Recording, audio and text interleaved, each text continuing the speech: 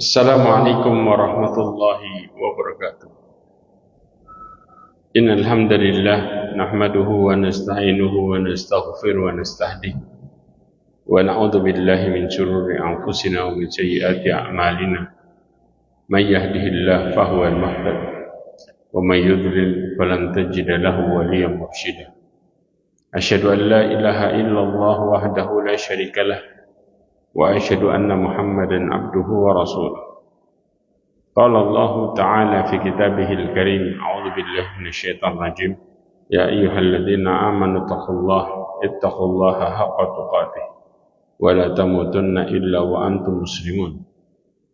Ya ayyuhalladzina amanu ittaqullaha wa qulu qawlan sadida yuslih lakum a'malakum wa yaghfir lakum dhunubakum wa may yuti'illaha wa rasulahu faqad faza fawzan 'azima. Amma ba'd. Ma'asyiral mu'minin wal mu'minat rahimani wa rahimakumullah. Alhamdulillah, kita bersyukur kepada Allah Azza wa Jalla dengan segala kenikmatan yang Allah berikan kepada kita semua.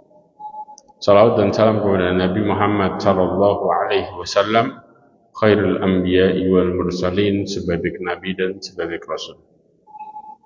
Hari ini kita akan bahas tentang masalah panen di bulan Ramadan.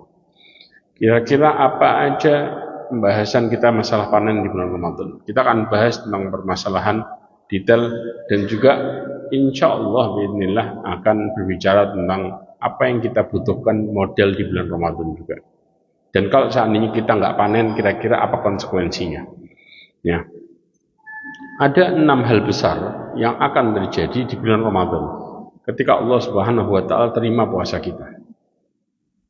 Ya, hal yang pertama adalah bahwa bulan Ramadan itu Allah akan memberikan ampunan secara besar-besaran.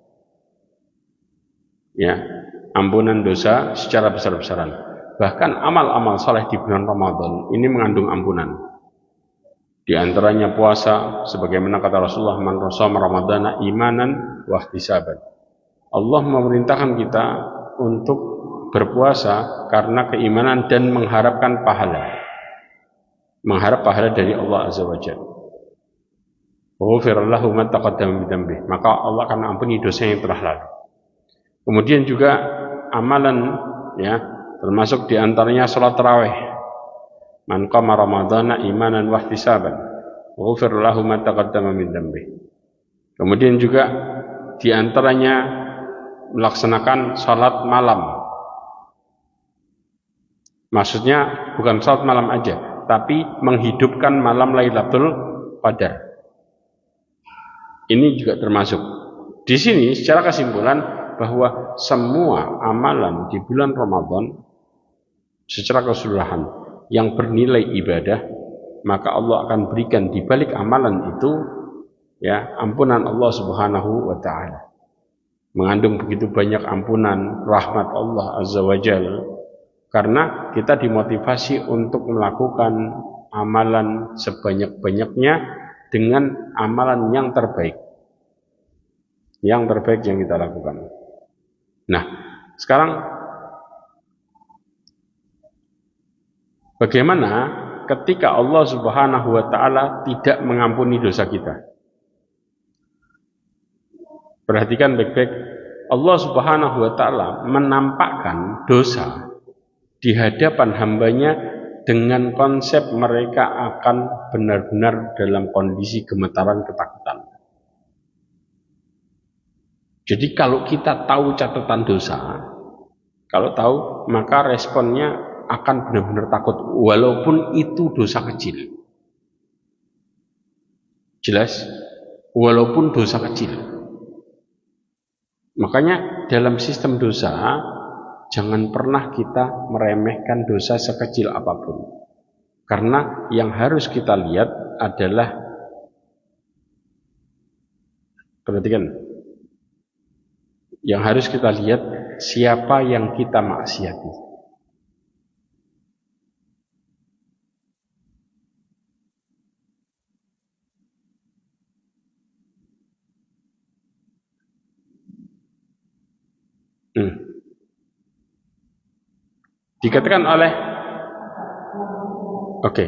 Dikatakan oleh Ibnu Battal, al-mukhaqqarat idza quthirat sara kibaran ma'al iswar. Kalau suatu dosa dianggap remeh, maka dia berubah menjadi dosa besar. Ditambah lagi dilakukan terus-menerus. Yang membuat jadi besar karena dianggap remeh.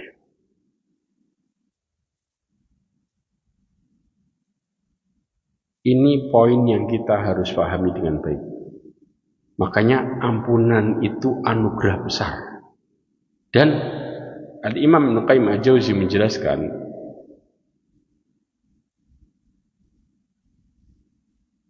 perhatikan prinsip ini.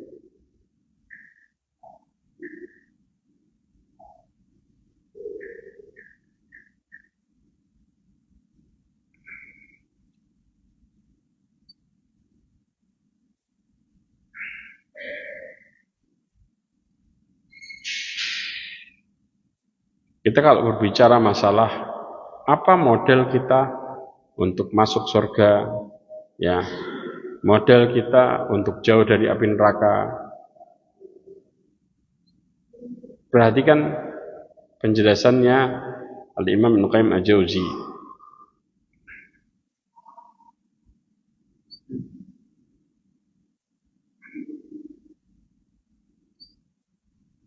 Ya.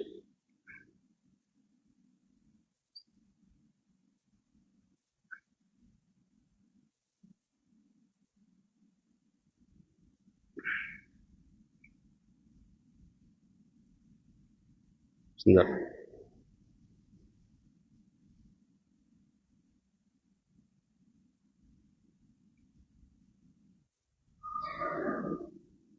Ya. Kalau kita berbicara masalah surga, ya, berbicara masalah neraka,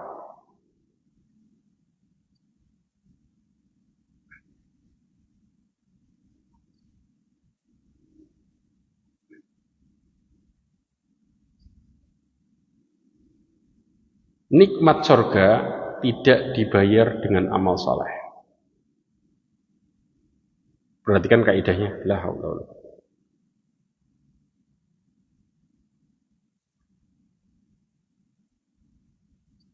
Saya ulangi lagi, bahwa nikmat surga tidak dibayar dengan apa?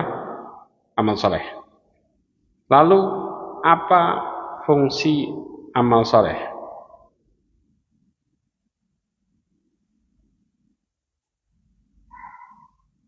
Saya akan kasih kaidahnya. Ya.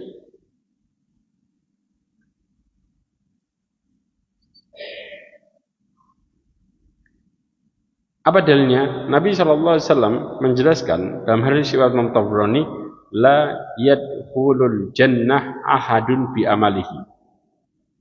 Enggak akan pernah seseorang masuk surga dengan amal saleh.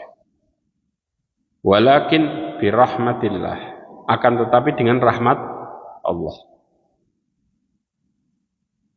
Kesimpulannya, Imam Ibnu Qayyim Al-Jauzi menjelaskan tentang bagaimana ini dia. Di dalam hadil arwah diberikan kesimpulan adalah najatum minan nar bi afwillah. Selamat dari neraka dengan ampunan Allah. Makanya kenapa ampunan ini penting. Model masuk kuburan pakai ampunan Allah.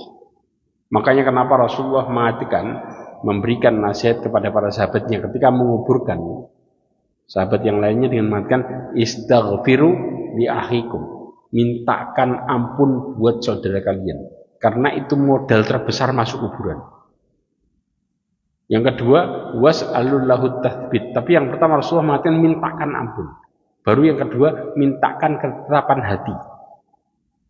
Fa innahul an yus'al. Tapi untuk dapat ketetapan hati kita butuh apa? Ampunan. Makanya najatu minan nar, selamat dari neraka adab Allah adalah dengan ampunan. Waddukhulul jannah bi rahmatihi. Masuk surga, nginjek, paham maksudnya? istilahnya nginjek surga, kaki kita itu pakai rahmat Allah. Kemudian waqtisamul manazil wad darajat bi a'mal, fungsi amal yang terakhir, yaitu pembagian tingkatan surga. Kita berada di surga yang mana? Pakai amal soleh. Ini kaidahnya. Makanya kenapa Allah berikan ampunan? Ini modal besar untuk selamat dari neraka. Jelas? Oke. Yang ibu-ibu jelas? Paham ya? Oke. Terlalu cepat, Masya Allah. Oke. Yang tadi ada yang kelewat gak tulisannya? Saya pelanin. Ada tulisan yang terlewat gak?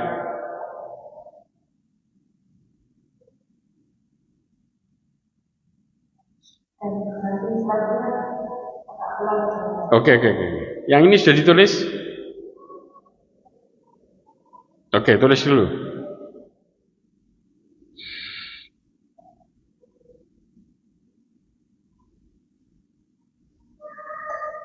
Silakan ditulis, terus kita berganti slide.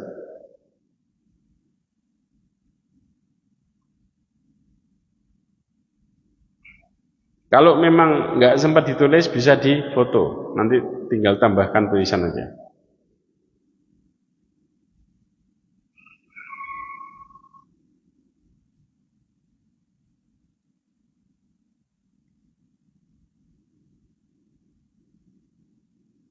Nah, sudah? Oke, sekarang kita pindah. Yang berikutnya, lalu bagaimana dengan konsep?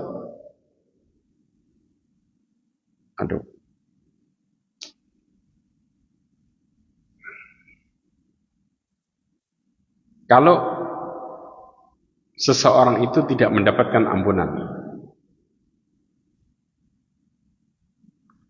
ketika manusia hawa nafsunya dominan, maka akan muncul sifat buruk yang menjadi sifat yang nempel ke kita. Kita ini punya sifat buruk yang nempel, dan ini yang menghalangi kita buat ibadah. Apa itu? Pelit. Saya ulangi lagi. Perhatikan. Saya nggak akan rubah slide-nya. Ya. Pelit ini muncul ketika Allah Subhanahu wa taala tidak selamatkan kita dari keburukan. Dan pelit ini yang menjadikan seseorang susah buat taat. Dan pelit ini ada di setiap jiwa orang. Jadi ini kita punya sifat yang namanya perhitungan. Paham? Kalau Allah SWT ngasih kita hidayah, pelitnya dihilangkan. Alias apa? Ditekan. Tapi kalau nggak dikasih petunjuk, pelitnya muncul. Makanya kenapa? Kalau kita berbuat baik sama orang, melihat dulu. Ini orang baik atau enggak. Kadang-kadang ada sifat seperti itunya. Makanya disebut dengan apa? Pelit, perhitungan. Allah mengatakan, wa mayyuqa syuhha nafsihi fa ulaika humul muflihun. Barang siapa yang dijaga dari pelitnya jiwanya, maka mereka adalah orang-orang yang beruntung. Dan pelit ini penghalang besar kita buat ibadah. Disebutkan oleh Syekhul Islam Taimiyah, kalau orang sudah pelit, dia bukan sekedar tamak saja. Ini tamak satu. Yang kedua, penyakit yang besar adalah menahan apa yang menjadi kewajibannya. Baik kewajibannya dia sama manusia atau kewajibannya sama Allah. Dari sifat pelit dia jadi berat ngelakuin kewajiban. Jelas? Makanya banyak orang yang kadang-kadang, Pak, sholat, saya dapat apa di sholat? Muncul gak sifat pelitnya? Saya sudah sholat tapi kok masih kayak gini. Muncul gak sifat pelitnya? Padahal Allah ngasih dia nikmat gak pakai perhitungan. Paham? Ini yang menghalangi seseorang dari ketaatan. Pelitnya tadi, ya. Kemudian melahirkan kezaliman terhadap sesamanya dengan mengambil harta orang lain. Kemudian mutus tali silaturahim, dan yang terakhir akan muncul sifat dengki. Ini yang kelima. Paham? Ini yang menghalangi ketaatan.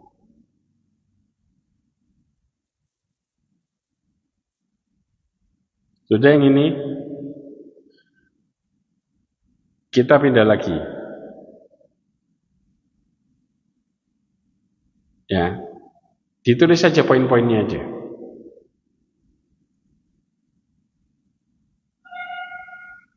Kita pindah. Bagaimana ketika Allah tidak ampuni, Allah akan tampakkan dosa kecil besarnya detail. Dan ini yang menjadikan seseorang tanda-tanda diadab. Nabi SAW, Allah SWT mengatakan, wa wudi'al kitabu fataral mujrimina musyfikina mimma fihi. Diletakkan kitab, catatan amalnya. Engkau akan lihat orang yang bersalah, mujrim. Mujrim itu dari kata jarimah, yaitu orang yang melakukan apa? Pembangkangan, kejahatan, gampangnya. Ya, suka berbuat jahat, maka diistilahkan dengan kata mujrim. Ya, mereka akan musyfik. Musyfik ini bukan sekedar takut biasa, tapi ketakutan, gemeteran, stres sampai bingung. Jelas, ketakutan yang dasar disebut dengan musyfik. Ya, mimma fihi, terhadap apa yang ada di dalam catatan amalnya. Kenapa mereka ketakutan? Karena ketika Allah bagikan, sebelumnya Allah tampakkan kepada mereka neraka langsung. Yang itu membuat mereka tahu kemana larinya kalau dapat catatan itu. Ya, maka mereka mengatakan, ya wailatana, kata mereka, celaka kami. Mali hadzal kitab la yughadiru saghiratan wala kabiratan illa ahsaha. Kitab apa ini tidak meninggalkan yang kecil sampai yang besar kecuali semua tercatat. Wa wajadu ma'amilu hadira. Apa yang mereka amalkan ada di hadapannya, tertulis detail. Paham?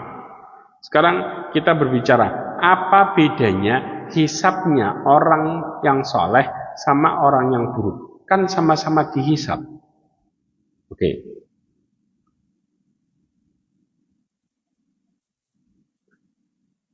Saya kasih di sini.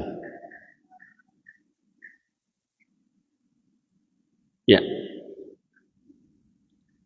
Hisabnya orang yang soleh, ya, maka mereka itu dihisab dengan hanya ditampakkan biasa. Ini dalilnya.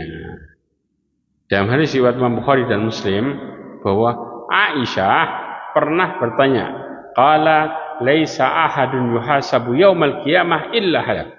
Waktu itu Rasulullah mengatakan, sesungguhnya tidaklah seseorang dipaparkan hisabnya melainkan pasti akan celaka. Tuh, bukannya Allah juga menghisab orang-orang yang beriman. Fa amman utiya kitabahu biyamini fasaufa yuhasabu hisaban yasira. Berarti kalau gitu celaka dong. Nah, maka kata Aisyah, bukankah Allah berfirman, barang siapa yang diberikan kitab dari tangannya, mereka akan dihisab dengan hisab yang mudah. Maka Rasulullah mengatakan hisabnya orang yang soleh itu dengan cara apa? Amalnya hanya diperlihatkan saja secara global, bukan didetailkan. Diperlihatkan sebagian amalnya, enggak semua. Paham? Kemudian tidaklah seseorang dihisab manukisha. Kemudian kata Rasulullah SAW, walisa ahadun yunakish al-hisab yaumal qiyamah illa udib. Dan tidaklah seseorang hisabnya diperdebatkan. Seperti yang tadi, diperdebatkan enggak? Dikelihatin semua enggak? Pasti kena adab. melainkan akan disiksa.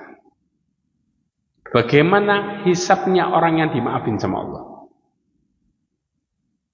Perhatikan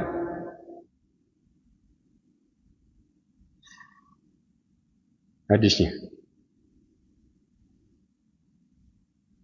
Ya, ini dia. Banyak riwayat sebenarnya, di antaranya ini. Kita nukil salah satunya. Dari Abdullah ibn Amr radhiyallahu anhuma, dia mendengar Rasulullah SAW bersabda, "Innallaha yudnil mu'min." Allah itu nanti akan mendekatkan seorang mukmin. Jelas? Kemudian apa? Dia akan meletakkan tirainya padanya dan menutupinya. Jadi dideketin nih mukmin sambil ditutupin, kayak rahasia ngobrolnya. Sambil ditanya apa? Ata'rifu dzanban kadza? Yang ditanya semua dosa apa sebagian? Apakah engkau mengetahui dosamu ini? Ini sebagian. Bahkan di riwayat yang satunya, ya, Allah Subhanahu wa taala akan memperlihatkan dosanya, ya. Ini dia riwayatnya. Ya, diperlihatkan dosa yang kecil-kecil.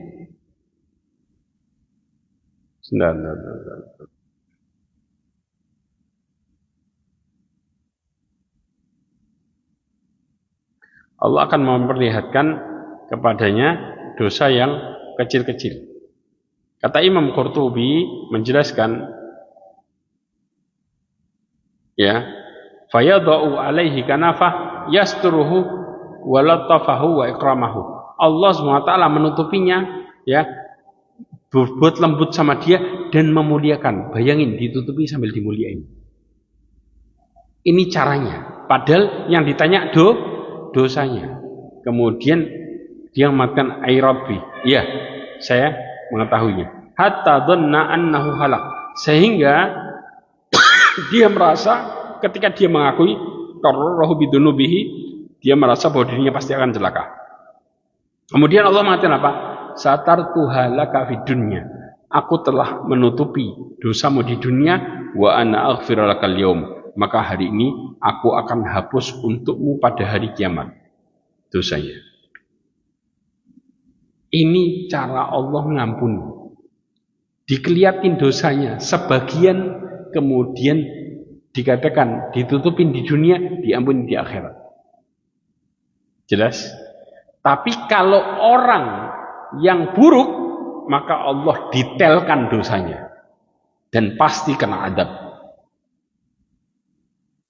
Makanya tujuan ampunan kita kalau diampuni sama Allah, catatannya masih ada enggak? Masih ada. Dengan tujuan apa? Allah memperlihatkan dia supaya dia punya rasa malu yang begitu besar di balik apa yang sudah pernah dia lakukan. Naudzubillah. Jelas? Oke.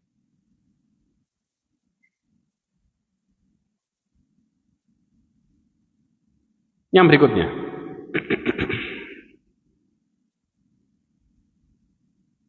Ketika diampuni dosanya, maka dia akan menjadi orang yang paling bahagia. Bagaimana bentuk kebahagiaannya? Allah menjelaskan di dalam surat Al-Haqqah. Perhatikan di 2 ayat 19 sama 20. Allah mengatakan apa? Fa amma man utiya kitabahu biyaminih fayaqulu ha muqra'u kitabiyah. Ya, mereka mengatakan ha muqra'u kitabiyah inni dhanantu anni mulaqin hisabiyah. Ya, orang-orang yang diberikan kitab dari tangan kanannya, mereka mengatakan ambillah, bacalah kitabku ini. Apa maksud perkataan ini? Ini dia maksudnya. Al-Imam Ibnu Katsir meriwayatkan dari Ibn Abi Hatim. Ya, dalam tafsir Ibn Abi Hatim disebutkan bahwa orang mukmin diberikan catatan amalnya dari sebelah kanan dengan ditutupi oleh Allah. Kemudian dia membaca keburukan-keburukannya. Ketika dia melewati amal buruknya, berubah wajahnya. yaitu ketakutan. Ketika dia sampai kepada amal kebaikannya, dia membacanya wajahnya berseri-seri. Kemudian sudah selesai, dibuka lagi catatannya, ternyata catatan buruknya hilang semua. Diganti sama catatan baik sama Allah. Dihapus semua catatan buruknya. Begitu bahagianya sampai dia mengatakan, ambillah, bacalah kitabku ini. Kata-kata ini muncul setelah catatan buruknya dihapus semua. Jelas? Artinya Allah ngasih tahu dia bahwa dirimu selamat dari api neraka. Berarti mana yang paling besar pertolongan? Selamat dari api neraka dulu atau masuk surga dulu? Selamat dari neraka. Allah SWT menolong kita. Paling terbesar di antara bentuk, makanya murka Allah itu, rahmat Allah mendahului murkanya. Kita ini banyak salah. Kalau dihitung banyak salahnya, orang itu nggak selamat dari neraka. Tapi dengan rahmat Allah, Allah selamatin dari neraka. Di balik banyaknya salahnya kita. Jelas? Yang kedua, dibebaskan dari api neraka. Perhatikan sistem maksudnya dibebaskan dari api neraka. Kita pelan-pelan.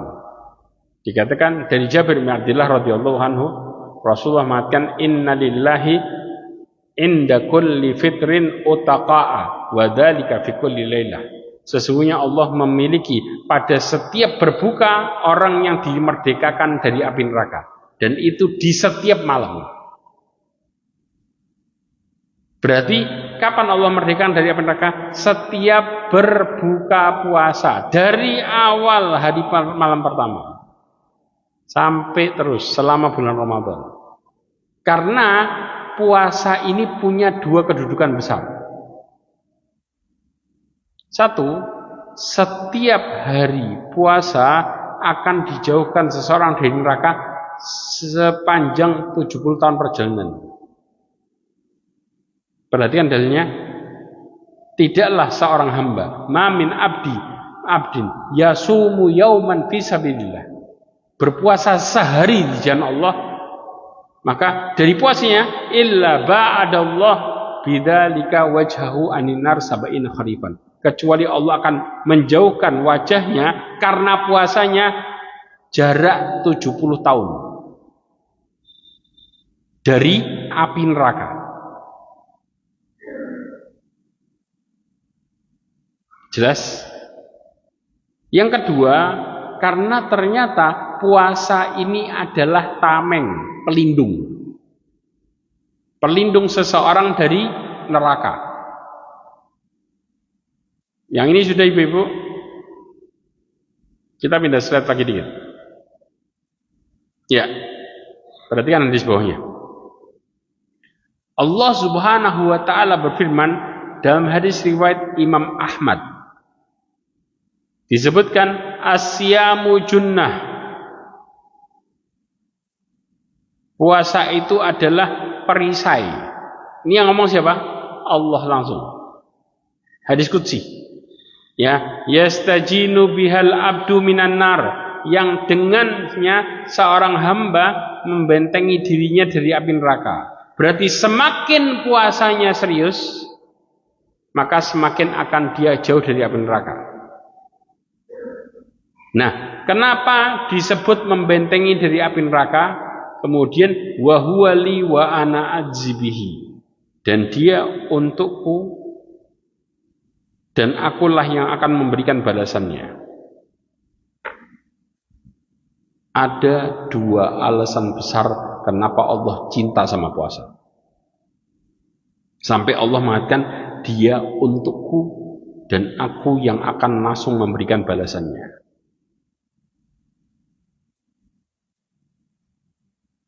Yang ini sudah. Kalau terlalu cepat tolong nanti ditegur.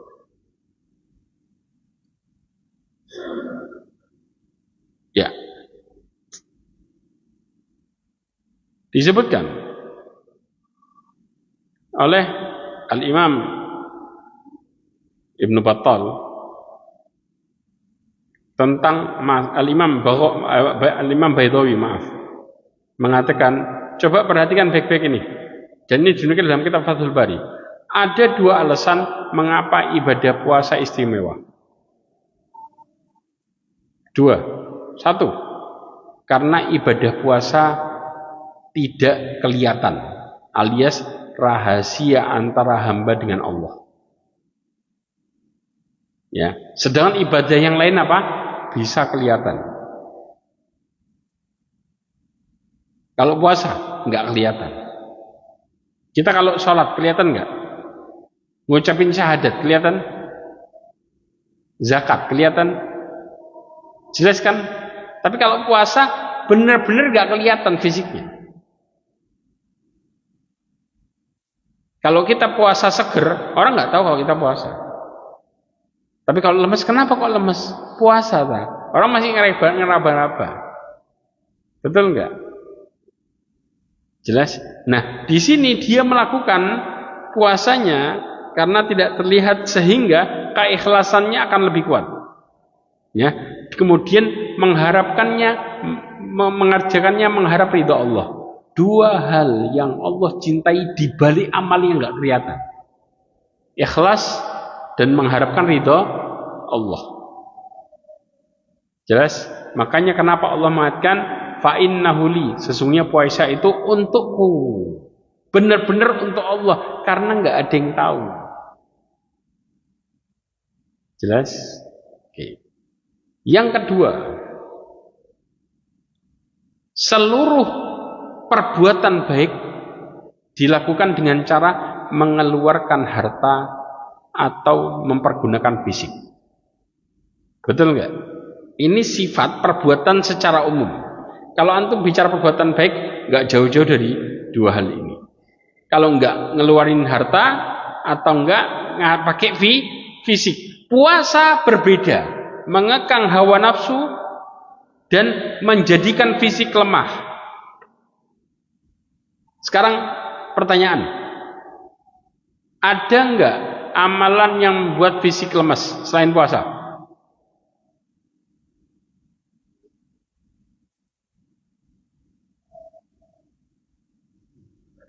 Loh, haji capeknya seger, bukan capek lemas. Paham ya? Orang habis selesai umroh nih, seger atau lemas? Badannya seger, masih jalan dia, bahkan masih sholat ini dan sebagainya. Puasa enggak? Ada? Yang lain? Ada enggak? Hah? Puasa aja. Satu-satunya yang berbeda dari efek amal adalah puasa. Kenapa? Karena puasa ini mengekang hawa nafsu dan ditambah lagi membuat fisik menjadi lemah. Haji ada mengekang hawa nafsunya, ada. Tapi puasa tujuan terbesarnya mengekang hawa nafsu. Makanya hal yang awalnya boleh dan kebutuhan jadi gak boleh. Jelas? Kemudian membuat fisik jadi lemas. Dua unsur ini dalam ibadah terdapat unsur kesabaran. Ya, sehingga menahan rasa lapar, haus, meninggalkan syahwat. Makanya Allah mengatakan apa? Yada'u syahwatahu li ajri. Dia meninggalkan syahwatnya buat siapa? Karena Allah. Ta'amahu wa syahwat yada'u ta'amahu wa syarabahu wa syahwatahu li ajli. Ya, ini istimewa puasa daripada amal yang lain. Dan ini yang membuat Allah senang. Sudah? Sekarang ketika seseorang hamba meninggalkan dua hal di puasa, maka amalannya semakin sempurna. Apa dua hal? Pertama, pembatal-pembatal puasa, makan, minum, hubungan. Yang kedua, hal yang mengulangi kesempurnaan amal. Yang ini merusak pahala. Yang ini jadi pembatal.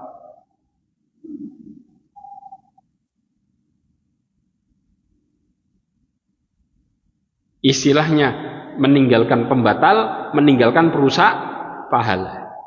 Apa meninggalkan perusak pahala?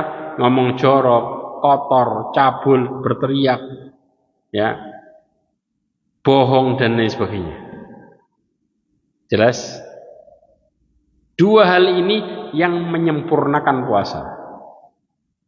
Makanya dikatakan, ya, laisa siyam minal akri wasyurb, innama siyam minal lagwi warrafath. Rasulullah mengatakan bukanlah puasa itu dari makan minum aja, tapi puasa itu dari menahan dari sesuatu yang lagu, yang sia-sia, dan rofas. Rofas itu ngomong jorok, ngomong yang marah, mancing-mancing nafsu.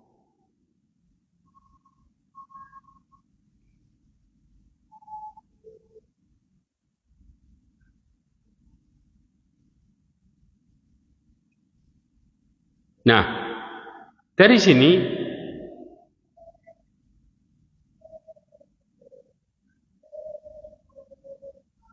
sudah ya.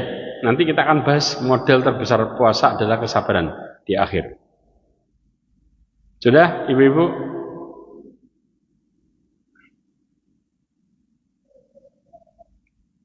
Masuk ke penjelasan yang berikutnya.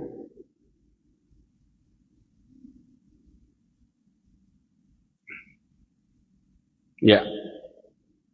Kemudian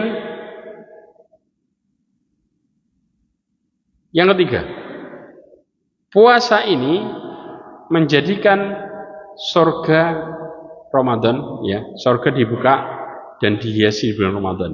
Apa maksudnya? Nabi SAW mengatakan, "Idza kana awwalu lailatin min syahri Ramadan." Jika pada awal malam pertama bulan Ramadan, sufiddati syayatin wa maradatul jin. Kita akan bahas ini satu-satu. Ya, di belenggunya setan dan para pemimpinnya. Jelas? Kemudian wa ghuliqat abwabun nar, falam yuftah minha baban. Ditutup pintu neraka, enggak ada yang dibuka satupun. Wa futihat abwabul jannah, falam yughlaq minha baban. Dan dibukakan pintu surga, tidak ada satupun yang ditutup. Jelas? Oke. Apa makna dibuka pintu surga, ditutup pintu neraka? Disebutkan di dalam kitab Al-Muntaqa Syahrul Muwatta. Dibukakan pintu surga artinya pahala yang banyak di bulan puasa Allah berikan, serta beribadah di dalamnya akan mengantarkan ke surga. Allah kasih pahala besar-besaran dan ibadahnya nganterin ke surga. Jelas maksudnya? Sekarang kita jelaskan yang lainnya. Kemudian maksud ditutup pintu neraka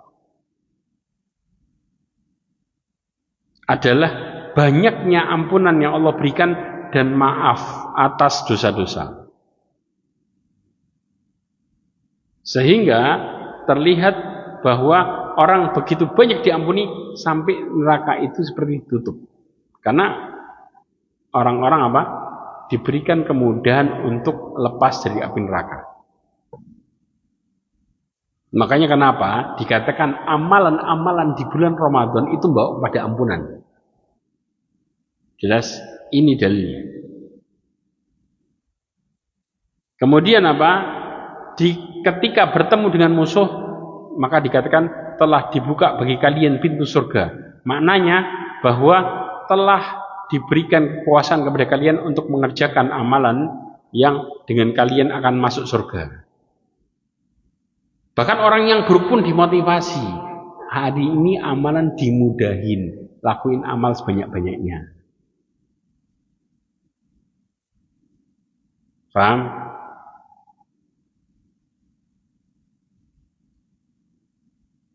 Oke. Nah, Sekarang kita akan berbicara yang ini sudah.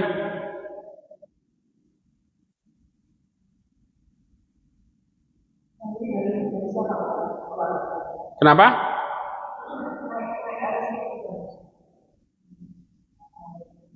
Nih, hadisnya riwayat Imam Tirmidzi dan ini penjelasannya. Nih, sumbernya. Namanya kitab Al-Muntaqa Syarhul Muwatta. Syarh Muwatta'nya Imam Malik. Ini syarah hadisnya Imam Malik.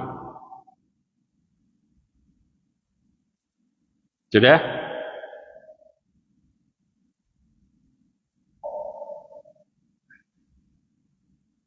Oke. Sekarang kita masuk ke berikutnya. Allah bahagia dengan amal hambanya. Apa yang membuat Allah bahagia? Tadi kita sudah jelasin kan, kenapa Allah bahagia dengan berpuasa. Nah, sekarang bentuk kebahagiaan Allah kepada amal hambanya. Bentuknya apa aja? Yang pertama, Allah Subhanahu wa Ta'ala akan memberikan kepada hambanya pahala yang tidak ada hitungannya. Makanya disebutkan lisaimi farhatan. Dalilnya, bagi orang yang berpuasa dua kebahagiaan. Farhatun inda fitrihi wa farhatun inda liqa'i rabbi. Bahagia ketika berbuka sama bahagia ketika bertemu dengan Allah. Maksud bahagia ketika berbuka. Perhatikan, ini dia. Ibnu Rajab Al-Hambali menjelaskan di dalam kitabnya.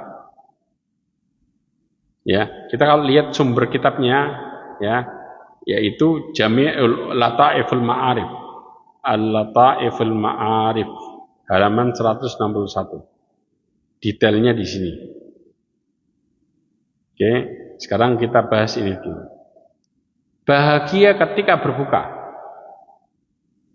yaitu fa innan nufus majbulah 'alal mail ila ma yulaimuha min mat'am wa mashrab wa mangkah.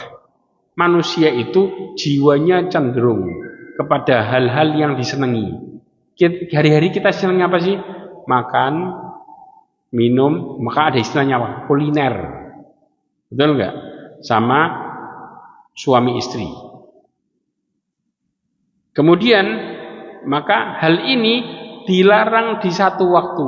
Kapan? Dari terbit matahari sampai terbenam. Setengah hari enggak boleh. Sudah?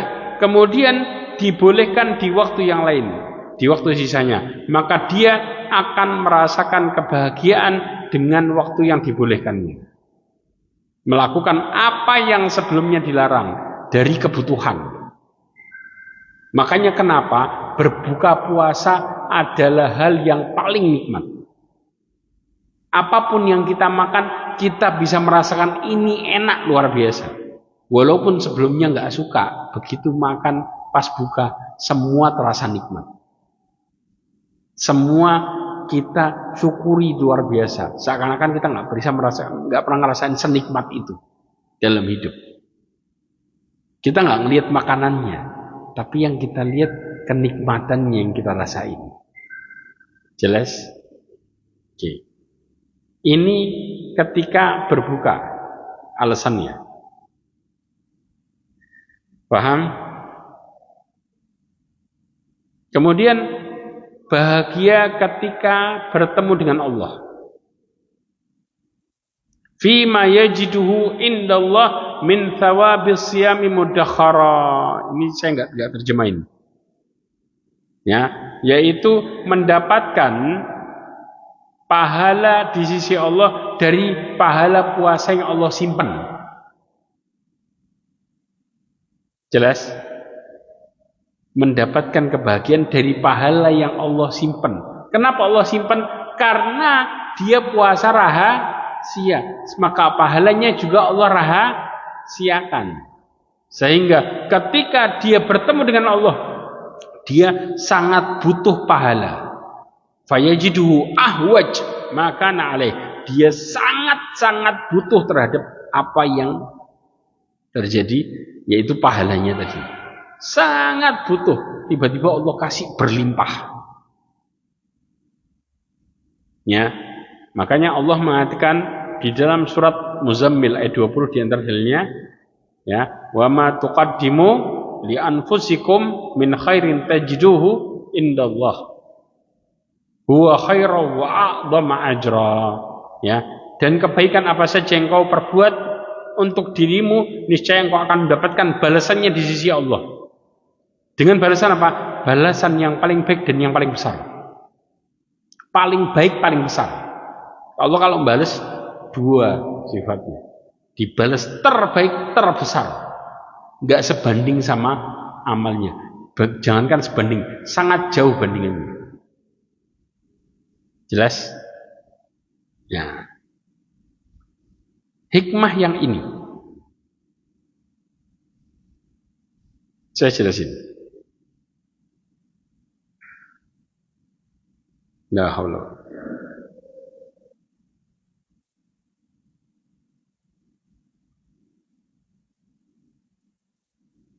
Pertama, perhatikan. Pertama, ya, dijelaskan bahwa sebentar.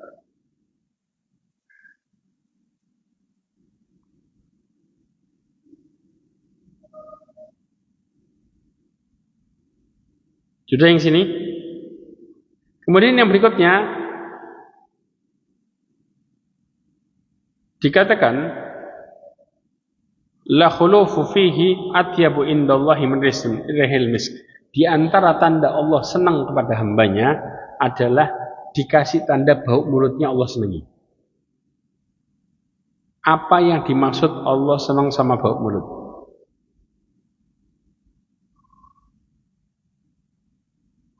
Ada dua hal besar.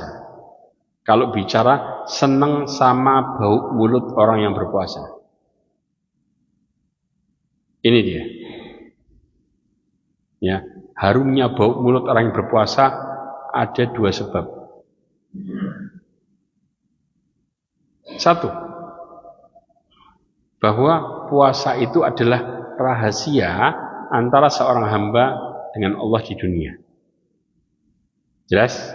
Ketika di akhirat maka Allah akan menampakkan amal puasanya sehingga makhluk pun dia akan merasa senang dengan berpuasa. Tadi ketika ya wa farhatun inda liqa'i rabbi, senang bertemu dengan Allah karena pahalanya dikelihatin langsung ke dia. Dan Allah yang langsung memperlihatkan, Allah yang langsung perlihatkan. Kemudian Allah memberitahu bahwa amal puasa yang dia lakukan di hadapan manusia yang lain karena dulu di dunia dia berusaha keras menyembunyikannya dari orang lain. Dia berusaha keras menyembunyikan dari orang lain. Inilah bau mulut yang harum yang dinampakkan oleh Allah di hari kiamat kelak karena amalan rahasia.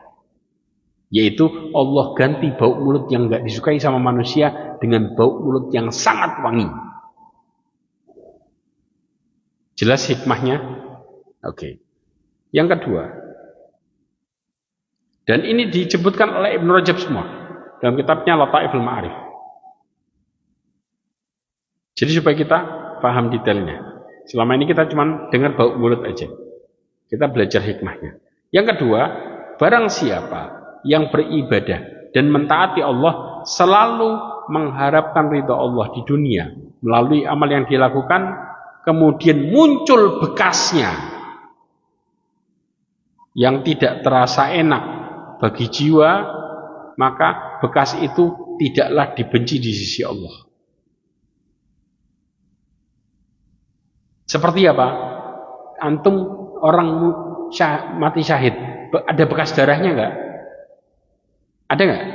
Ada kan? Bekas darah ini disenangi nggak sama orang? Senang nggak orang melihat bekas darah? Habis kena tusuk, oh ya Allah, kata orang. Betul apa enggak? Tapi Allah senang itu. Makanya ciri khas itulah yang Allah tampakkan nanti.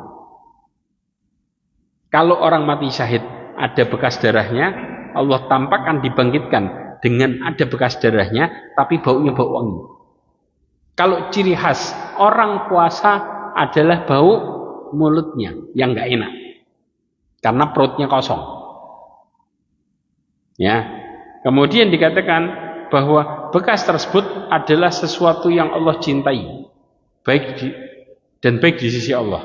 Kenapa? Karena bekas ini tidak terasa enak dan muncul karena ketaatan dan mengharapkan ridha Allah. Makanya Allah pun membalas dengan memberikan bau harum pada mulutnya yang menyenangkan seluruh makhluk. Kapan dibalasnya? Di akhirat, di hari kiamat, sampai orang tahu bahwa orang ini puasa, suka puasa. Jelas? Oke. Walaupun baunya tidak terasa enak di sisi makhluk di dunia, tapi Allah membuat baunya harum di akhirat. Dua alasan, dua hikmah besar berkaitan dengan bau mulut. Sudah sampai sini? Oke. Sudah ibu-ibu dicatat?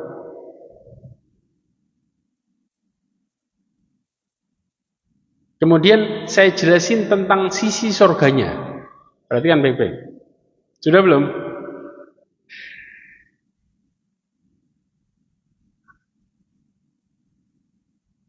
Kalau sudah, kita pindah slide. Ya. Di sisi bicara surga, ini dia. Dalam hadis riwayat Imam Bukhari dan Muslim, Allah saking senangnya sama puasa sampai dikasih surga khusus dan dikasih nama langsung. Dikatakan inna fil jannati baban yuqalu lahu rayyan. Sesungguhnya di surga itu ada pintu. Namanya apa? Ar-Rayyan. Ya, yadkhulu minhu shaimuna yaumal qiyamah. Orang-orang yang berpuasa akan masuk melalui pintu tersebut pada hari kiamat. Ya, la yadkhulu minhu ahadun ghairahum. Tidak akan pernah masuk ke dalam pintu tersebut seorang pun dari orang kecuali orang yang berpuasa toh. Ya, maka dikatakan fayuqal, maka nanti akan dipanggil khusus. Dikatakan aina shaimun, mana orang yang puasa. Fayakumun, kemudian mereka pun berdiri. Yang berdiri siapa? Yang puasa tok. Yang enggak. Jelas? Nah, kemudian la yadkhulu minhu ahadun ghairuhum. Tidak akan pernah memasukinya selain mereka. Fa idza dakhalu, begitu masuk ughliq, langsung pintunya ditutup. Jelas? Di sini Allah memberikan surga khusus buat orang yang berpuasa, namanya Rayyan. Bagaimana dengan pintu surga yang lain? Pintu surga yang lain disebut sesuai dengan amalnya, enggak disebut nama khusus. Satu-satunya surga yang dikasih nama khusus adalah surganya puasa. Loh, kok bisa? Kita lihat dalilnya.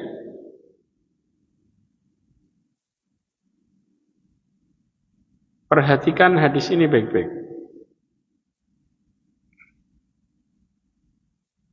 Ini hadis yang sahih, riwayat Imam Bukhari dan Muslim, menjelaskan tentang 4 pintu surga. Kata Rasulullah SAW dalam hadis riwayat Imam Bukhari dan Muslim dari Abu Hurairah, man anfaqa zawjaini min syai'in minal asya' fi sabilillah du'iya min abwab yaknil jannah. Siapa yang berinfak sedikit saja untuk 2 kendaraan, ya, di jalan Allah, maka dia akan dipanggil dari pintu-pintu surga. Kalau dia, wahai hamba Allah, ini adalah hasil kebaikanmu. Jika dia ahli salat, ahli, jelas, maka dia akan dipanggil dari pintu apa? Pintu salat. Ada nama khusus gak? Tidak ada. Jelas, jika dia ahli jihad, maka dipanggil dari pintu babul jihad. Ada nama khusus pintu jihad? Tidak ada. Namanya pintu jihad. Jika dia ahli sedekah, maka akan dipanggil dari babus sedekah, pintu sedekah. Berarti ada berapa pintu nih? 1, 2, 3. Yang terakhir, jika dia ahli puasa, maka akan dipanggil dari pintu Ar-Rayyan. Disebut pintu puasa enggak? Tapi pintu Ar-Rayyan. Ini hadis yang jelas, yang menjelaskan nama-nama pintu surga. Ada 4. Padahal pintu surga total berapa? 8. 4 sisanya. Bagaimana 4 sisanya? Jelas? Yang pertama tadi pintu apa? Salat, jihad, sedekah, sama Rayyan. Sudah? Ini dicatat atau di foto enggak apa-apa. Kemudian Qadhi Ibn Iyad menjelaskan, mengomentari hadis ini. Nah, ini dia. Imam Muslim menjelaskan tentang 4 pintu. Salat, jihad, sedekah, sama Rayyan. Sisa 4-nya. Ada yang mengatakan babut taubah, pintu taubat.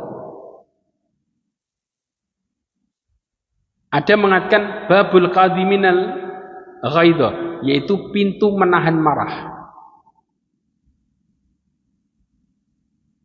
Ini yang berapa? Kelima, 6. Yang berikutnya adalah babur radin, pintu ridho.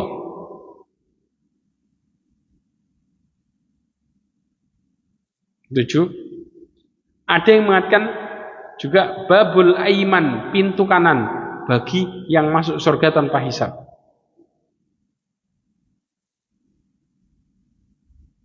Sudah 8. Pendapatnya Ibnu Hajar Al-Asqalani berbeda. Pintu kanan ada di Ibnu Hajar Al-Asqalani, tapi beda dengan pintu menahan marah ada, tapi beda dengan pintu sisanya. Ibnu Hajar Al-Asqalani mengatakan bahwa disebutkan ada 4 pintu surga yang tadi riwayat Imam Muslim, Bukhari, jelas. Kemudian orang akan melaksanakan rukun-rukun haji, dia akan mendapatkan pintu khusus, yaitu tersisa 3 pintu. Yang pertama adalah qadiminal ghaidah, yaitu menahan marah, wal afin anin nas. Ini tadi ada enggak? Ada kan? Oke. Yang berikutnya adalah babul aiman, pintu kanan. Ada enggak ini? Untuk dimasuki oleh orang-orang yang takwanya sempurna, yaitu masuk surga tanpa hisab. Nah, yang berbeda ada, kata Ibnu Hajar, pintu dzikir.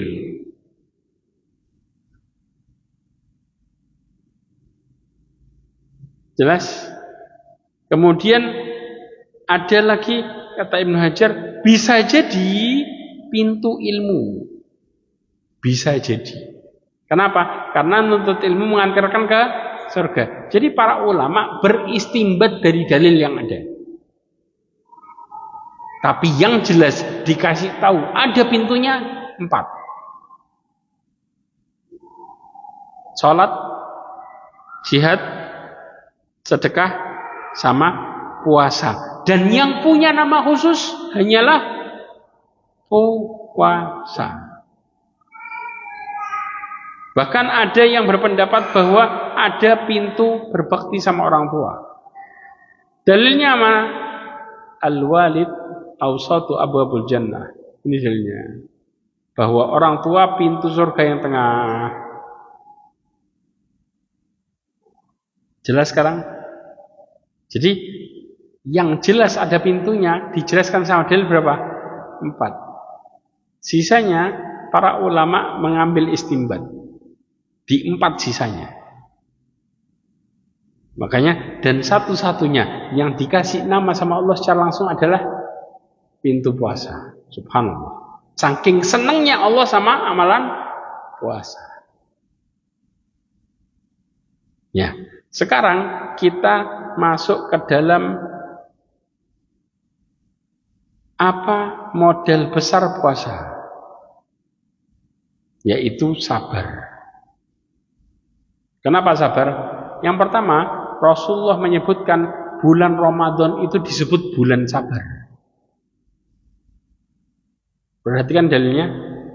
Dalam hadis riwayat Imam Muslim dan Imam Ahmad bahwa dari Abu Qatadah radhiyallahu anhu, Rasulullah bersabda, "Shaumu syahr sabar." Puasa pada bulan sabar, yaitu Ramadan. Kemudian wa thalathati ayyam min kulli syahr. Ya, maka kemudian puasa 3 hari setiap bulan. Shaumud dahr, seperti puasa setahun. Jelas? Oke. Di sini Imam Ibnu Qayyim Al-Jauzi menjelaskan kenapa disebut bulan sabar. Kata Imam Ibnu Qayyim Al-Jauzi, kesabaran seseorang yang mampu membendung hawa nafsu dan syahwat, maka dia seperti malaikat. Jadi manusia ini ada 3 jenis.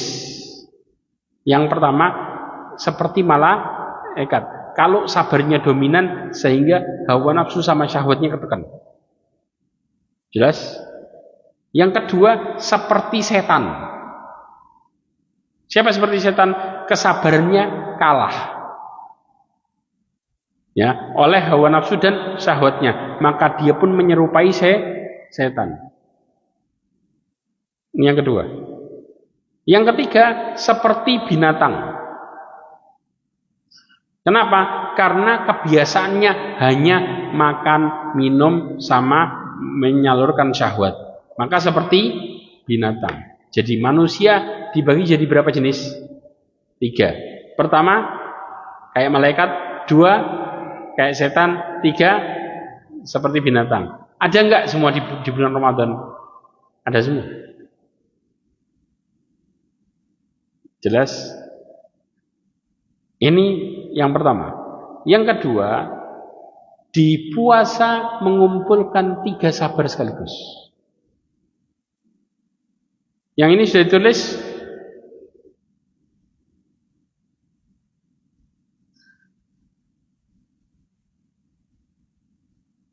Sudah?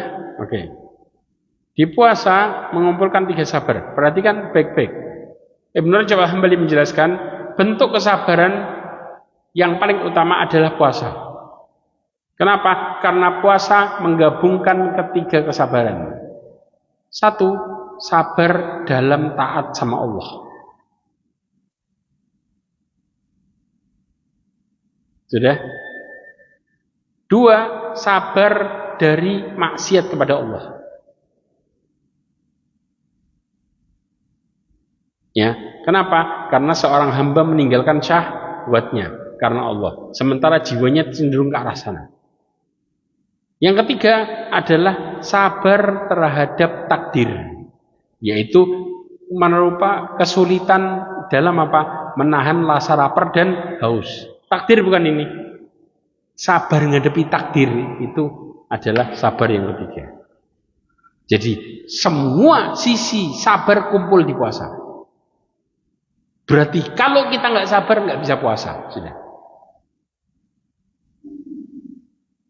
Jelas? Oke. Ini jelas sudah. Sekarang kita masuk ke dalam modal supaya kita bisa dapat hidayah Allah. Biar bisa sabar, biar bisa menjalani ibadah dengan baik. Ada 4 modal. Al-Imam Ibnu Qayyim Al-Jauzi menjelaskan tentang masalah 4 modal ini.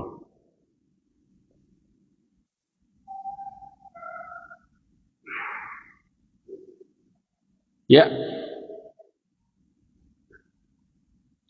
Di dalam kitab Al-Fawaid disebutkan kalau semua kebaikan asalnya adalah taufik yang ada di tangan Allah. Tahu taufik enggak? Apa arti taufik?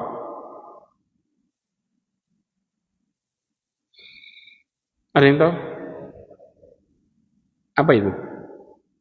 Yaitu taufik ini gampangnya silakan diperhatikan. Taufik itu adalah ilham, ilham di dalam hati manusia untuk mengikuti jalan kebenaran. Sampai akhirnya kita berubah. Ini namanya taufik. Jadi Allah ngasih langsung petunjuknya kemana? ke hati buat ngelakuin. Dan yang bisa ngasih ini cuman siapa? Cuman Allah toh. Jelas? Oke, kita masuk ke sini.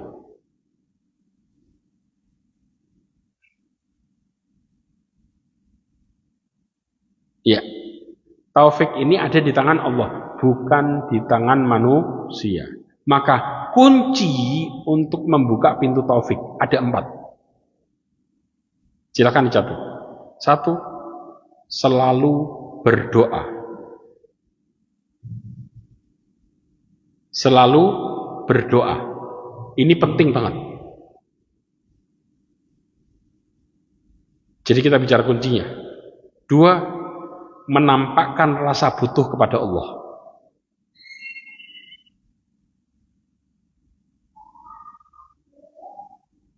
Sudah? 3, sungguh-sungguh dalam bersandar.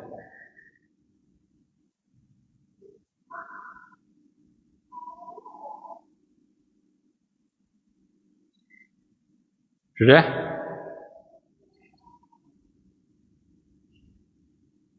4, selalu berharap dan takut hanya kepada Allah.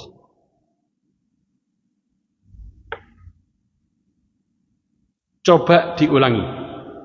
Yang pertama apa? Berdoa. 2, menampakkan rasa butuh. 3,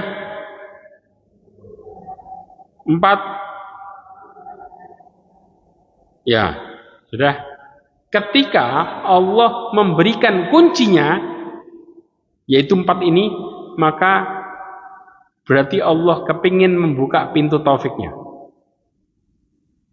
Tapi ketika Allah memalingkan dari kuncinya, berarti Allah kepingin menutup kebaikan buat hambanya.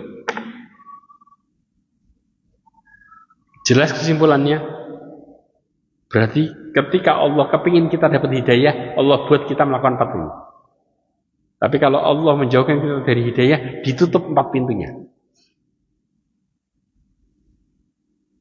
Paham sekarang? Makanya kita kalau mau hidayah itu berdoa, Rabbana la tuzigh qulubana ba'da idh hadaitana. Karena orang yang dapat hidayah ada kemungkinan untuk bisa sesat lagi. Jelaskan dalilnya. Doa hidayah yang lainnya, ya muqallibal qulub tsabbit qalbi ala dinik. Kemudian doanya lagi yang lainnya, Allahumma tsabbitni waj'alni hadiyan mahdiyya. Ya Allah, teguhkanlah aku, ya. Jadikanlah diriku pemberi petunjuk dan diberi petunjuk. Memberi petunjuk itu bisa ngasih tahu. Istilahnya seperti itu. Jelas?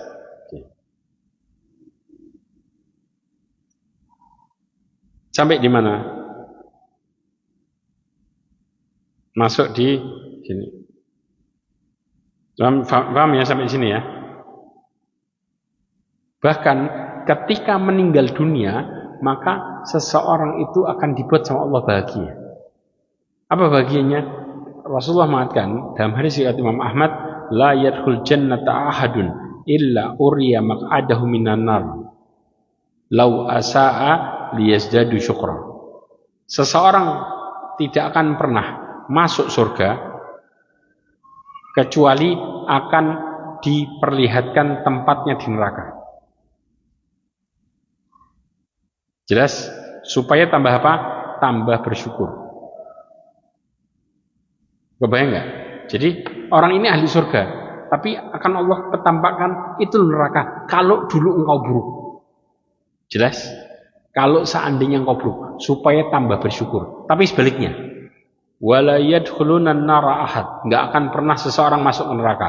Illa uriya maq'adahu minal jannah. Kecuali akan diperlihatkan tempatnya di surga. Lau ahsana yazdadu hasrah. Kalau dulu engkau baik, ini penghuni neraka nih.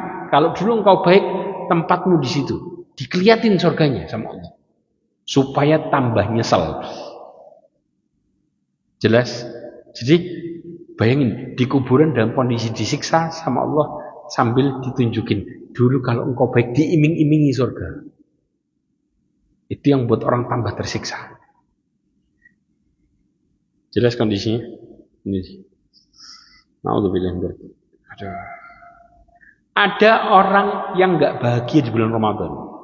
Padahal Allah ngasih kebahagiaan. Siapa mereka? Yang mutus tali persaudaraan, yang ada permusuhan antara dia sama saudaranya. Nabi SAW pernah mengatakan, tuftahu abwabul jannah yaumal itsnin wal khamis. Dibuka pintu surga setiap hari Senin dan Kamis. Fayughfaru likulli abdin la yusyrikullahu billahi syai'an. Diampuni setiap hamba yang tidak menyekutukan Allah sama sekali. Illa rajulan kanat bainahu wa baina akhihi syahna. Kecuali antara seseorang dengan saudaranya ada permusuhan. Maka dikatakan andiru hadaini hatta yastarihan. Tahan amalnya sampai baikan. Tahan amalnya sampai berdamai. Selama enggak berdamai, ditahan sama Allah, enggak diterima. Kebayang? Bahkan di riwayat yang lain, kata Rasulullah, 3 orang yang sholatnya tidak diterima dari kepalanya sejengkal. Sholatnya juga diterima. Siapa? Yang ketiga adalah akhwani mutasariman, 2 orang saudara yang bermusuhan. Berantem.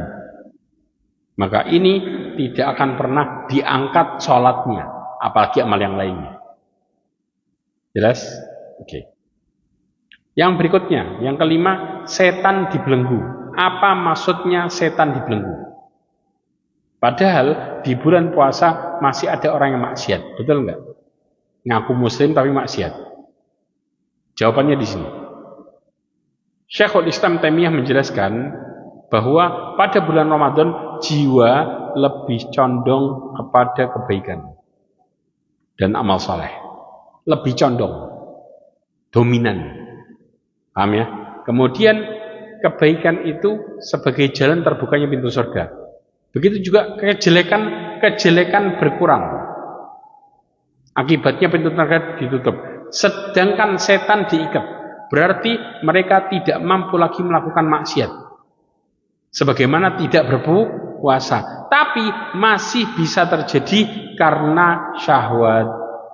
Berarti yang jadi setannya siapa? Manusianya sendiri. Jelas? Jadi yang membuat orang maksiat itu syahwatnya. Nggak ada ajakan dari luar. Maksudnya dari setan, dari jin. Tapi yang ada setan manusia. Ini yang terjadi. Sehingga ketika syahwat ditahan, maka setan pun terbelenggu.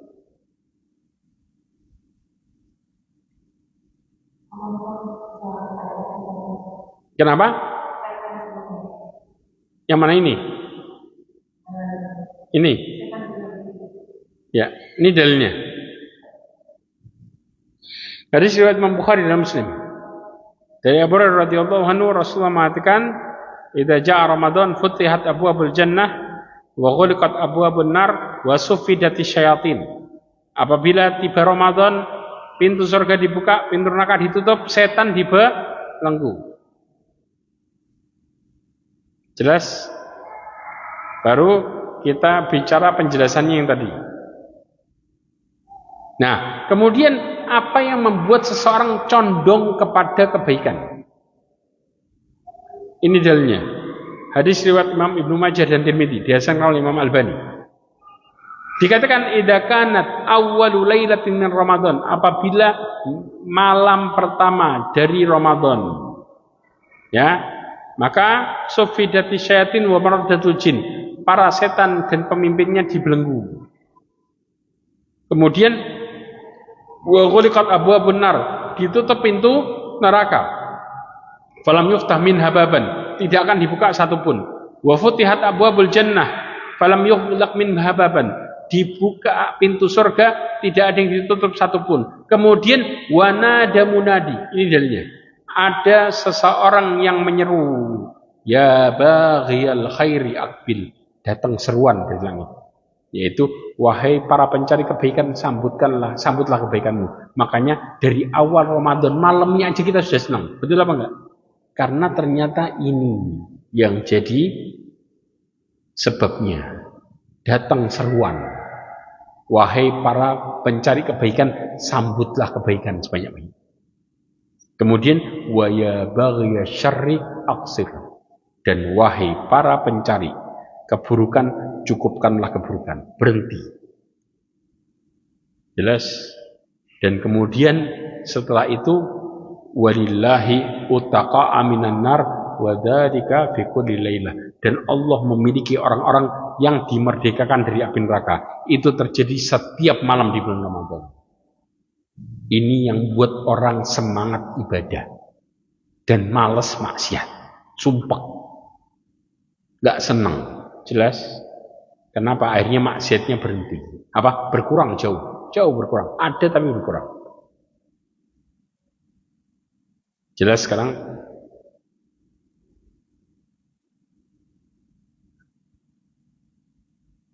Kemudian dilipat gandakan pahalanya.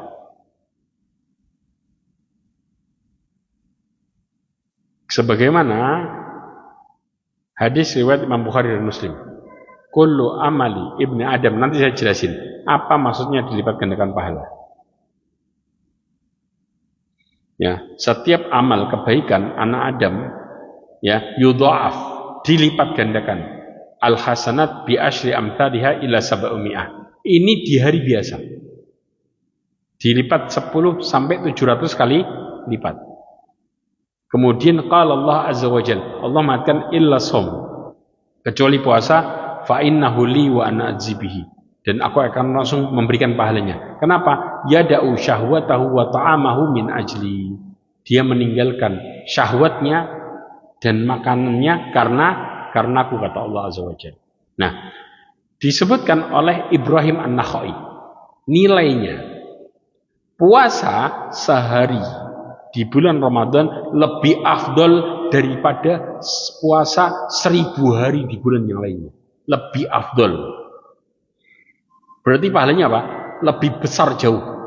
Ini kita bicara hari-hari biasa. Bulan Ramadan. Belum lagi Lailatul Qadar. Lailatul Qadar nilainya lebih besar lagi. Paham ya? Di hari-hari biasa, 1 hari puasa di bulan Ramadan lebih baik daripada 1000 hari di bulan yang lain. Kemudian mengatakan subhanallah, bertasbih. Lebih sekali, maka lebih baik daripada 1000 bacaan bertasbih di hari yang lain. Kemudian yang terakhir, 1 rakaat pahalanya di bulan Ramadan lebih baik daripada 1000 rakaat di bulan yang lainnya. Dan ini dinukil oleh Ibnu Rajab Al-Hambali di dalam kitabnya Lataiful Ma'arif. Jelas? Sampai seperti itu keutamaannya, saking besarnya. Inilah menunjukkan bagaimana kenapa para sahabat itu nungguin Ramadan, senang banget ketika bertemu sama Ramadan. Karena berapa banyak kita panen, dari mulai panen pahala, panen ampunan, panen lipat ganda, panen rahmat, semua. Jelas? Bahkan panen kebahagiaan, semuanya di mana? Kumpul semua di bulan Ramadan. Jelas insyaallah.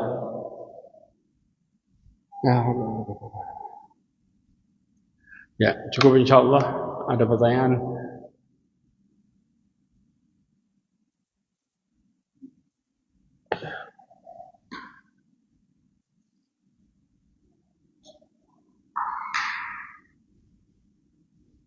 Ya.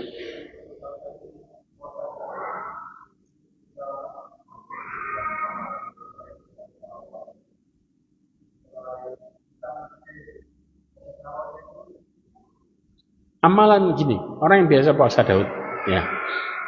Puasa Syawalnya gimana? Di amalan puasa sunnah itu boleh digabung niatnya. Hanya amalan sunnah saja ya. Contoh, pada waktu itu kita puasa Daud, kemudian pas bertepatan dengan hari Senin. Berarti kita bisa niat puasa Daud sama puasa Senin, Kamis. Puasa Daud bisa digabung juga dengan puasa Syawal, 6 hari bulan Syawal. Paham? Khusus untuk amalan sunnah. Tapi kalau amalan wajib nggak bisa. Contoh bayar utang sama puasa Syawal nggak bisa. Paham di sini? Tapi yang bisa sunnah dengan sunnah. Seperti ketika kita masuk tahiyatul masjid, kemudian kita belum sholat duha, maka kita tahiyatul masjid sekalian sholat duha dengan satu sholat, maka ini boleh.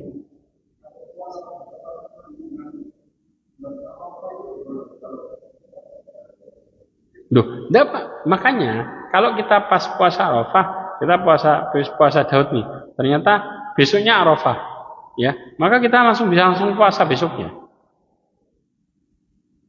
Paham ya? Jadi 2 hari berturut-turut jatuhnya. Karena dengan tujuan, karena ada keutamaan di puasa ini. Jelas? Tanpa kita menghilangkan kebiasaan puasa Daudnya. Paham di sini? Puasa Daud besok Arafah, iya. Paham? Seperti ketika kita biasa puasa Daud, tiba-tiba ada puasa tanggal 10 Muharram. Kan afdolnya sebelumnya puasa, baru kemudian puasa Muharram. Tanggal 9 puasa, 10 puasa. Ya kan?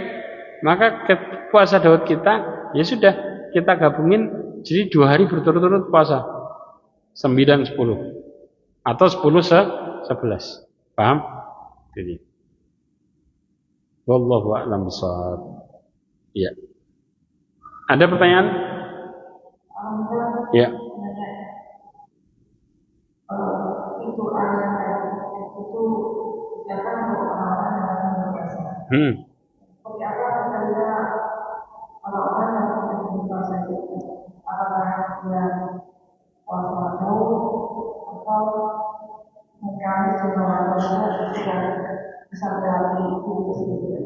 Oke.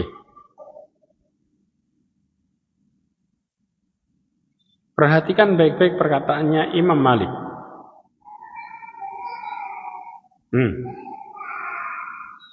Imam Malik mengatakan, Innallaha azza wa jal qasamal a'mal kama qasamal arzaq. Kita dapetin ini di dalam kitab At-Tamhid, Syarhul Muwatta. Ya, jadi syarahnya Muwatta'nya Imam Malik itu ada berapa banyak? Di antaranya ada Tamhid, ya, ada kemudian kitab yang tadi kita bahas Muntaqa, ya.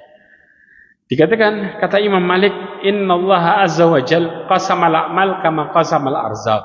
Allah itu membagi amalan para hambanya kayak bagi rizki. Pertanyaannya, orang itu rizkinya sama apa beda-beda? Beda. Membagi amal seperti bagi rizki. Ya, ada warubba rajulun fatahalahu fis shalah wa lam yuftah lahu fis shaum. Ada orang yang dimudahkan melakukan amalan sholat, banyak sholat sunnahnya. Makanya ada pintu apa? Sholat. Ya, tapi tidak dimudahkan untuk puasa sunnah. Kita nggak bicara puasa wajib ya. Puasa wajib harus dilakuin semua. Tapi nggak dimudahkan untuk puasa sunnah. Tapi sholatnya rawatib jalan, kemudian tahiyatul masjid, semua sholat dia lakuin. Ada juga, ya, ada juga wa akhar fatalahu fis sadaqah wa lam yuftah lahu fis shaum. Ada juga orang yang dimudahkan dalam masalah bersedekah. Kenapa? Allah kasih hartanya berlebih, kemudian dia bisa bersedekah dengan mudah, tapi tidak dimudahkan dalam amalan puasa. Ya, ada juga wal akhar fatalahu fi jihad wa lam yuftah lahu fis shalah. Ada yang dimudahkan untuk jihad, berjuang jalan Allah, nuntut ilmu ini dan lain sebagainya, semangat dia. Tapi apa? Tidak dimudahkan untuk masalah salat. Amalan salat sunnahnya kurang, tapi satu wajibnya jalan. Ya, maka kemudian dikatakan juga wa nashr ilmu wa ta'limihi afdal a'mal bir. Kata Imam Malik mengatakan menyebarkan ilmu serta mengajarkannya termasuk amalan kebaikan yang paling afdal. Ini perkataan Imam Malik ini jawab surat temannya. yang mengatakan, kenapa engkau kok nggak ibadah sendirian? Kenapa kok harus ngajar terus? Sekali-sekali ibadah sendiri. Dalam artian disuruh untuk seperti puasa, sholat, i'tikaf, disuruh seperti itu. Ya. Kata temannya namanya Abdullah Al-Umari. Dia mengatakan orang ini rajin ibadah, tapi ibadah personal. Jelas? Makanya dia nyuratin supaya ngajak Imam Malik jangan berlebihan duduk ngajar hadis. Tapi hendaklah menyendiri dalam rangka banyak beribadah. Makanya dijelasin, orang itu dikasih kemudahan amal soleh kayak dikasih rizki. Masing-masing dengan rizkinya, masing-masing dengan kemudahan amal solehnya. Jelas? Paham ya? Oke. Wallahu a'lam bishawab. Ya. Kalau kita bisa. Tapi awalnya membaca Al-Quran kita lakukan. Kita sudah melakukan sholat bisa. Iya. Setelah malam itu yang akan dilakukan membaca Al-Quran atau sholat malam lagi. Ya, dua-duanya bisa dilakuin. Membaca Quran, ya. Kalau mau menambah salat malam, tinggal kan kita nggak ngelakuin salat witir, atau enggak salat witirnya tidak. Tapi gini, ada keutamaan yang ketika seseorang sholat bersama imam hatta yansharif, sampai imam selesai, kutibalahu qiyamul lailah, ditulis buat dia sholat semalam suntuk. Berarti bisa nggak? Ulama menjelaskan bisa dia hanya sekadar setelah itu malam cuma nambah sholat malam tanpa witir. Jelas? Dan ini amalan. Dan juga dengan membaca Al-Quran. Karena ternyata bacaan Quran yang paling terkesan adalah ketika di waktu sahur, habis tahajud. Paling terkesan. Membuat hati kita ini merasakan kenikmatan yang paling besar, yaitu baca Qurannya kapan? Waktu sahur. Allah mengatakan qumil laila illa qalila nisfahu aw inqus minhu qalila aw zid alaihi warattil qur'ana tartila. Ini dalilnya. Bangunlah di malam hari kecuali sedikit, atau tambahi, atau Allah mengatakan separuhnya, atau tambahi, atau dikurangi, dan bacalah Quran dengan tartil. Ulama mengatakan bacaan Quran terkesan adalah paling masuk di hati adalah ketika tahajud. Jelas? Paham sekarang? Oke. Cukup insyaallah? Ya. Mungkin cukup insyaallah ya. Karena waktunya. Gak ada lagi pertanyaan, cukup ya? Masya Allah, ya. Apakah boleh perempuan itu ketika ke masjid berangkat sendiri tanpa mahram? Gini, perempuan itu, aduh.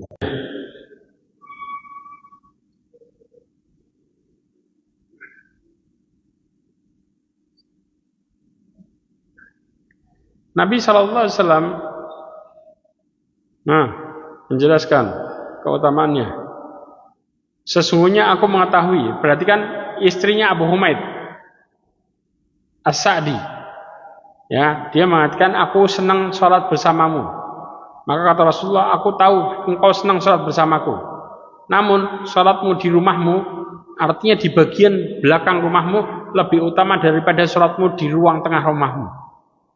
Dan sholatmu di ruang tengah rumahmu lebih utama daripada sholatmu di terdepan bagian rumahmu yang terbuka. Dan sholatmu di bagian terdepan rumahmu lebih utama daripada sholatmu di masjid kampungmu. Dan sholatmu di masjid kaummu lebih utama daripada sholatmu di masjidku, yaitu Masjid Nabawi.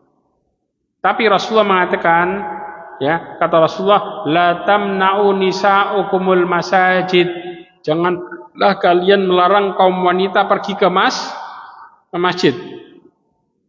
Wa buyutuhunna khairun lahunna, sedangkan rumah mereka lebih baik bagi mereka. Mas, berangkat ke masjid ini juga harus ada izin mahram, alias izin pasangan. Tapi ya, memang tidak boleh dilarang. Tapi lebih afdolnya di mana? Di rumah. Tapi Syekh Shalih Utsaimin sama Syekh Abdul Aziz bin Baz mengatakan kalau di masjid lebih khusyuk daripada di rumah, maka lebih afdol di masjid. Karena yang dikejar apa? Kekhusyuannya. Paham fatwanya? Kalau di masjid lebih khusyuk. Tapi kalau sama, maka lebih afdol di rumah. Jelas? Paham? Oke, cukup insyaallah ya. Wallahu a'lam. Subhanakallahumma wa bihamdika asyhadu an la ilaha illa anta astaghfiruka wa atubu ilaik. Assalamualaikum warahmatullahi wabarakatuh.